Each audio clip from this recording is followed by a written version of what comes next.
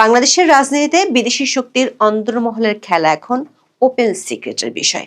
এর মধ্যে বাংলাদেশের রাজনীতিতে ভারত ও যুক্তরাষ্ট্র নিয়ে আলোচনাটা বেশি। তবে আলোচনা যাই থাক, দুই বিদেশি শক্তি ভারত ও যুক্তরাষ্ট্রের মধ্যে গত 3 দিনে বাংলাদেশকে নিয়ে ঢাকায় ওয়াশিংটনে পর্দার আড়ালে বেশ কয়েকটি চমকপ্রদ বৈঠক হয়েছে। সেসব বৈঠকে যা কিছু আলোচনা হয়েছে এবং প্রাথমিক সিদ্ধান্ত হয়েছে, সেগুলো দৃশ্যমান হতে শুরু করলেই আচমকা পাল্টে যেতে পারে বাংলাদেশের রাজনৈতিক দৃশ্যপট। একদিকে ওয়াশিংটন, অন্যদিকে ঢাকায় কয়েক দফার বৈঠক আর বৈঠকের আলোচনার খবরগুলো হয়ে উঠেছে বারিধারার talk of the diplomatic zone. 3রা ফেব্রুয়ারি যুক্তরাষ্ট্রের ওয়াশিংটনে মার্কিন পররাষ্ট্রমন্ত্রী মার্কো রুবিও এবং ভারতের পররাষ্ট্রমন্ত্রী এস জয়শঙ্কর বাংলাদেশ ও প্রতিবেশী মিয়ানমার আর এই অঞ্চলের আঞ্চলিক নিরাপত্তা ইস্যু নিয়ে বৈঠক করেন। ঠিক তার পরদিনই ঢাকার বারিধারায় ভারতীয় হাইকমিশনে বৈঠক করেন মার্কিন রাষ্ট্রদূত ব্রেন্ট টি. ক্রিস্টেনসন এবং ভারতীয় হাই কমিশনার প্রণয় ভার্মা। চমকপ্রদ তথ্য হলো, এই বৈঠকের আগে মার্কিন রাষ্ট্রদূত বৈঠক করেন বিএনপির চেয়ারম্যান তারেক রহমানের স্ত্রী জুবাইদা রহমান ও তার মেয়ে জাইমা রহমানের সাথে। জানা গেছে, ঢাকা থেকে ওয়াশিংটনে হওয়া সবগুলো বৈঠকের আলোচনার ইস্যু ছিল আওয়ামী লীগ, নির্বাচন, জঙ্গি আর আঞ্চলিক নিরাপত্তা ইস্যু। আর এসব বৈঠকের অ্যাকশনও শুরু হয়ে গেছে। বাংলাদেশের মধ্য দিয়ে যে রাখাইন করিডোরের স্বপ্ন দেখেছিল আমেরিকা, সেই আমেরিকা এখন দক্ষিণ এশিয়ার আঞ্চলিক ইস্যুতে বাংলাদেশকে স্ট্র্যাটেজিক পার্টনারের তালিকা থেকে ঝেড়ে ফেলেছে। 3রা ফেব্রুয়ারি মার্কিন প্রেসিডেন্ট ডোনাল্ড ট্রাম্প 121 মিলিয়ন মার্কিন ডলারের একটি সহায়তা বিল অনুমোদন করেছেন, যেটির মাধ্যমে ভারত ও থাইল্যান্ডের মধ্য দিয়ে মিয়ানমারের বিদ্রোহী গ্রুপগুলোর কাছে সহায়তা পৌঁছে যাবে। আর সেই সহায়তা নিয়ে বাংলাদেশ সীমান্তে আরো শক্তিশালী হবে আরাকান আর্মি। অন্যদিকে আগামী 2 দিনে বিদেশি বেশ কয়েকটি শক্তিশালী সংস্থা ও দেশের প্রতিনিধিরা অনলাইনে বৈঠক করবেন শেখ হাসিনার ছেলে সজীব ওয়াজেদ জয়ের সাথে। বিস্তারিত জানতে চলুন যাওয়া যাক বিশ্লেষণে।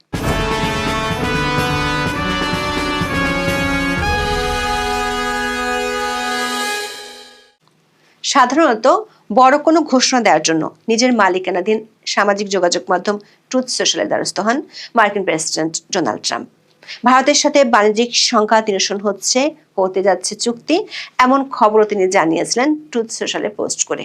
সবশেষ খবর হলো, ভারতের পণ্য আমদানিতে আরোপিত উচ্চ শুল্ক 50% থেকে কমিয়ে 18% নামিয়ে আনার ঘোষণা দিয়েছেন মার্কিন প্রেসিডেন্ট ডোনাল্ড ট্রাম্প। চুক্তি যে খুব শিগগিরই হতে যাচ্ছে, সে খবর মার্কিন পররাষ্ট্রমন্ত্রী মার্কো রুবিওর সাথে বৈঠক করে সামাজিক মাধ্যমে পোস্ট করে জানিয়েছেন ভারতের পররাষ্ট্রমন্ত্রী এস জয়শঙ্কর। কূটনৈতিক সূত্রগুলো বলছে, ভারতের পররাষ্ট্রমন্ত্রী যুক্তরাষ্ট্রের সফরের আগেই বাণিজ্য শুল্ক নিয়ে দেশ দুটির মধ্যে বোঝাপড়া হয়ে গিয়েছিল।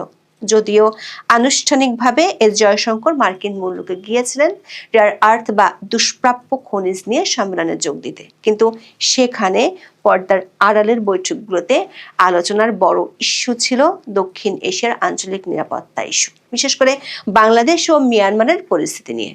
বাংলাদেশ নিয়ে উদ্বেগ ভারতের, আর মিয়ানমার নিয়ে উৎকণ্ঠা যুক্তরাষ্ট্রের। এই উদ্বেগ আর উৎকণ্ঠা দেশ দুটির চাওয়া পাওয়ার হিসেবকে এক করে ফেলেছে। কূটনৈতিক সূত্রগুলো বলছে, এই চাওয়া পাওয়ার সমীকরণ ভারত ও যুক্তরাষ্ট্রকে এখন এতটাই এক করে ফেলেছে যে বাংলাদেশ ইস্যুতে এতদিন দেশ দুটির মধ্যে যে কৌশলগত দূরত্ব ছিল, সেটি প্রায় দূর হয়ে গেছে।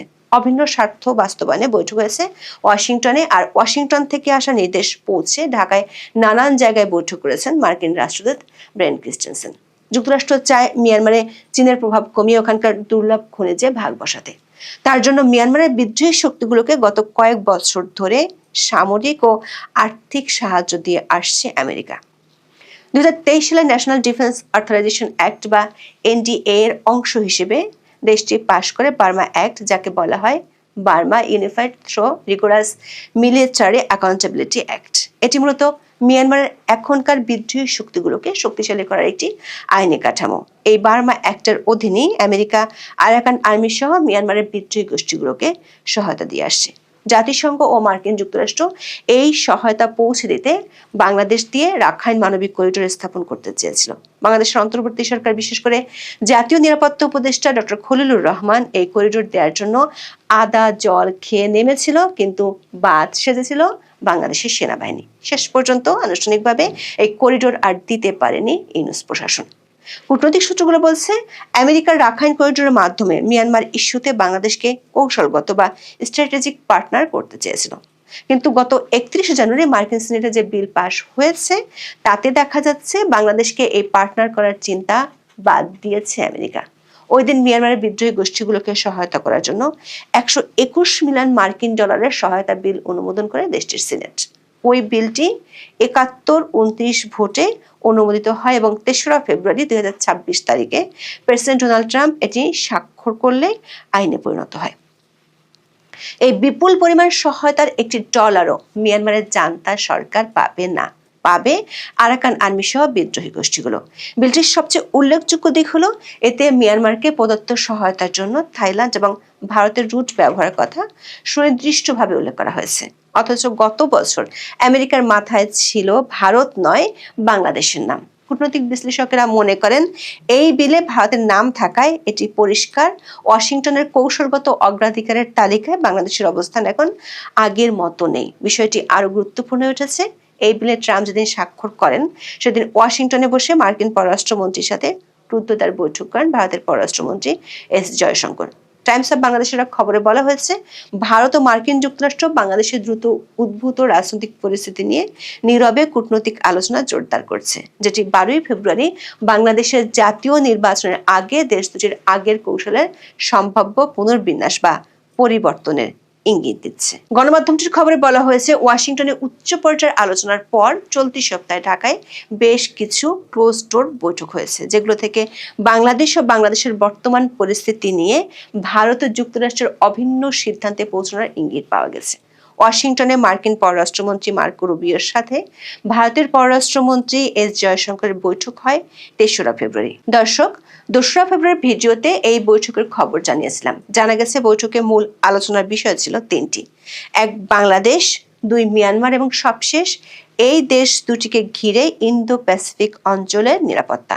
দর্শক, 2025 সালের 13 ফেব্রুয়ারি যুক্তরাষ্ট্রের প্রেসিডেন্ট ডোনাল্ড ট্রাম্প এবং ভারতের প্রধানমন্ত্রী নরেন্দ্র মোদীর সাথে বৈঠকের পর একটি যৌথ ঘোষণা প্রকাশিত হয়েছিল। সে ঘোষণায় বলা হয়েছিল, ইন্দো প্যাসিফিক অঞ্চলের আঞ্চলিক নিরাপত্তার জন্য ভারতের চাওয়াকে প্রাধান্য দিবে যুক্তরাষ্ট্র।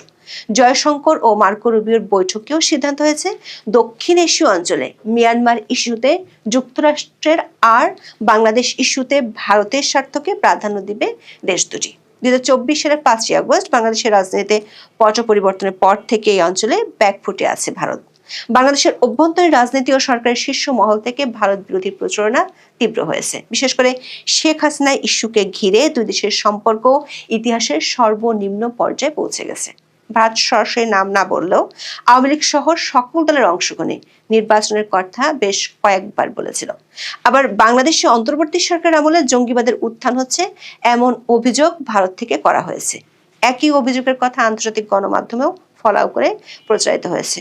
চমকপ্রদ হলো, ওয়াশিংটনে দুই দেশের পররাষ্ট্রমন্ত্রীর বৈঠকের কয়েক ঘন্টার মধ্যে ঢাকার তৎপরতা বেড়েছে মার্কিন রাষ্ট্রদূত ব্রেন্ট ক্রিস্টেনসেনের। টাইমস অব বাংলাদেশের খবরে বলা হয়েছে, 4 ফেব্রুয়ারি ব্রেন্ট ক্রিস্টেনসেন ঢাকার বারিধারার ভারতীয় হাই কমিশনে গিয়ে হাই কমিশনার প্রণয় ভার্মার সাথে বৈঠক করেছেন। খবরটিতে বলা হয়েছে, কূটনৈতিক মহলে এই বৈঠকের সময় এবং ক্রম নির্ধারণে বিষয়টি বিশেষ দৃষ্টি আকর্ষণ করেছে। আরো চমক জায়গা নিয়ে খবর হলো, এই বৈঠকটির কয়েক ঘন্টা আগে ব্রেন্ট আলাদা বৈঠক করেছেন বিএনপির চেয়ারম্যান তারেক রহমানের স্ত্রী ডাক্তার জোবাইদা রহমান ও তার মেয়ে জাইমা রহমানের সাথে। বৈঠকটি গুলশানের বাসায় অনুষ্ঠিত হয়। ব্যাক টু ব্যাক এই ধরনের বৈঠকে কূটনৈতিক পাড়ায় বেশ চাঞ্চল্যের সৃষ্টি হয়েছে। কূটনৈতিক বিশ্লেষকেরা মনে করেন, একই দিনে মার্কিন রাষ্ট্রদূতের তারেক রহমানের পরিবারের সাথে এবং ভারতীয় হাই কমিশনারের সাথে বৈঠক করা কোনো কাকতালীয় ঘটনা নয়, বরং এটি বাংলাদেশ, দেশটির নির্বাচন, রাজনৈতিক পরিস্থিতি নিয়ে ভারত ও যুক্তরাষ্ট্রের অভিন্ন কৌশল বাস্তবায়নের শুরু হতে পারে, যেখানে দেশ দুটি সব অনিশ্চয়তা দূর করে ফেলতে চাইছে। এই বৈঠকগুলোতে বাংলাদেশের জঙ্গি তৎপরতা এবং আওয়ামী লীগের উপর নিষেধাজ্ঞা, নির্বাচনের সকল দলকে সমান সুযোগ না দেওয়ার বিষয় নিয়ে আলোচনা হয়েছে বলে নিশ্চিত হওয়া গেছে।